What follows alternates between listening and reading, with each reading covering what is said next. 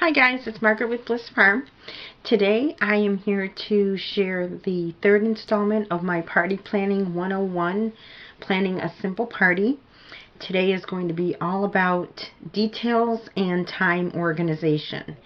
Now, if you hadn't watched or have not watched my previous videos on this, I will do a quick catch up kind of thing.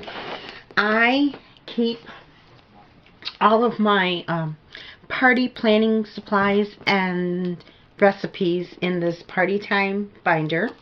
Just a simple 2-inch binder that I got at an office supply store. I don't remember where. I keep everything inside in sheet protectors. I love doing that with all of my recipe books and binders, especially anything containing recipes, because I can take the recipe out and take it in the kitchen with me and put it on the counter, and without a doubt something's going to spill on it or splash or whatever, and that way I can just wipe it off and not run the risk of ruining the recipe and maybe not being able to get it back. Now, also in the binder I keep this notebook. I keep always a notebook in there, and this is where I do the planning. I don't have any fancy charts or sheets that I have. I guess I could make some up on Microsoft Word or something, design them and make them pretty. I actually have done that in the past with my Christmas binders, which I will show at another time. But for the ease of planning and things like that, I find the notebook to work just great. Plus, I do like to save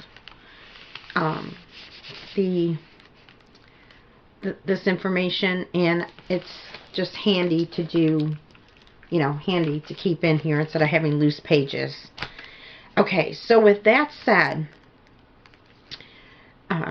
I'm going to show you, I'm going to bring the camera down and show you exactly what I have written on the page so that it makes more sense as I'm explaining what I have done. So I will do that, and then we'll go from there. Okay, so as I was saying, this is the list. This is my planning list. Now, what I do is write down everything from the beginning stages right down to the last minutes of what I need to do. So, the first thing that you always want to do is pick your date, your theme, if any, and invite your guests. And I have that all on one line because I pretty much do that all at once, all on pretty much the same day. I do not send out invitations for the most part. I have a small family, and pretty much most of them, well, probably 50-50, do not have even email. They don't really, pay attention to their email or even use it. So I just pick up the good old telephone and call my guests and invite them that way. With people that do have, or I'll text them and say, hey, is this date okay with you? We're having, like for tomorrow, I'm having my mom's birthday. So we go, I go from there. Then I plan my menu. Then I check my party supply box for decorations and party supplies that I need. And then I take my menu and I check my pantry for ingredients that I may already have. From there, I make my shopping lists. Then I shop, and then I start writing things down that I need to do. I need to clean my house, decorate, and then I write down every item that I'm going to make. Then 2 days, the day before the party and the day of the party, I write down what I need to do for those days. So today I had to food shop. I had to make the spinach squares, and I want to bake the cake. And gosh, I really wish you could smell my house right now. Those spinach squares smell absolutely delicious. I will be linking that recipe in tomorrow's video. I cannot take credit for that recipe. It's actually something that I got from another person here on YouTube, and I will link her recipe below tomorrow, like I said. So then I go down here and I wrote Saturday. Now, this is kind of in order of how I want to do it, but especially with these first few things, I am flexible. So I need to boil eggs, mop the floors, check the bathrooms, decorate, make the deviled eggs, set up the cheese tray, and put it in the fridge cupboard. And then at 5 p.m. I want to make up my crab rangoons, and I need to put them in the oven at 5:45. And at 5:30 I'm going to prepare the ramen noodle patties. Now, for the most part, as you can see, I do not put times on here. Now, if you need to, if you're the type of person that needs to have that kind of structure, you can. For me, if I make myself too tight of a schedule, I'm going to become anxious. So I just write out what I need to do. I do need to write out what I need to do, or else that would make me anxious too. And, you know, I would get like, okay, am I forgetting something or what? And I think for most people it is good to at least have a basic list of what you need to do written down. So this is what I have to do tomorrow. Now, to make things work out as far as when guests are going to be arriving, I want everything complete by about that time, and they're going to be here at 6. So with guests coming at 6, I don't want these things to particularly be cold, but I don't want to be cooking while people are here either. So I figured out that this is when I need to do those items. So that is my list of things to do.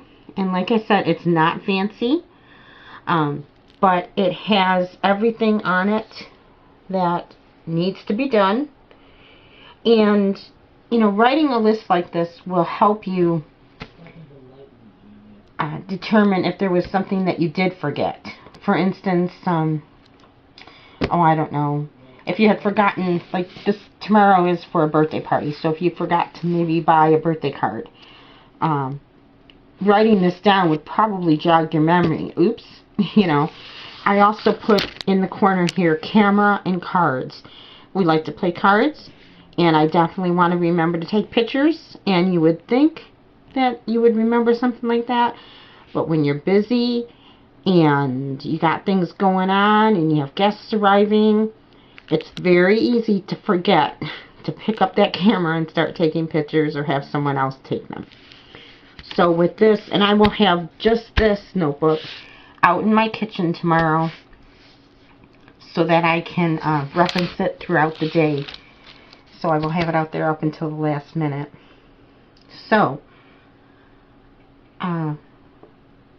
yeah, I guess that is all I wanted to explain. And really, there's two main points here that I think are very important. One is make a list. No matter how much you think you're going to remember, at least have the basics down. If you need to go into more detail, do it. You know, you only know yourself. But I think having a basic list is important for everyone. Then, depending on how much detail you need, you can go from there.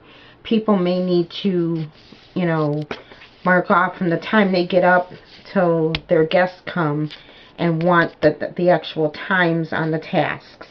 Or you may want to get more done before the day of. Today I had an extremely busy day shopping. I had to do my regular food shopping plus shop for the party. So that took pretty much the whole day.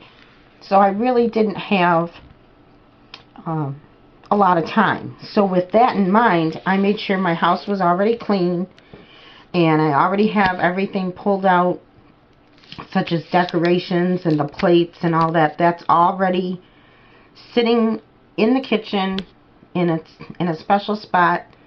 And that's another good idea to do, is to have all your supplies set aside somewhere in your home or in a bin, you know, whether it's your kitchen, dining room, wherever, and have it all in one spot so you don't have to go finding things when you need them on the day of the party. So with that said, tomorrow I hope to be recording and giving just bits and pieces of the party and what I'm doing, and kind of show how it turns out. I hope that I remember to pick up the camera and record more often than not. And if you have any questions, or if you have specific plans that you follow when you plan a party, please feel free to let me know in the comments. I'd love to find out and know how other people handle party planning. And for now, that is it. I hope you have a great day. And if you haven't subscribed, please do. Thanks. Bye-bye.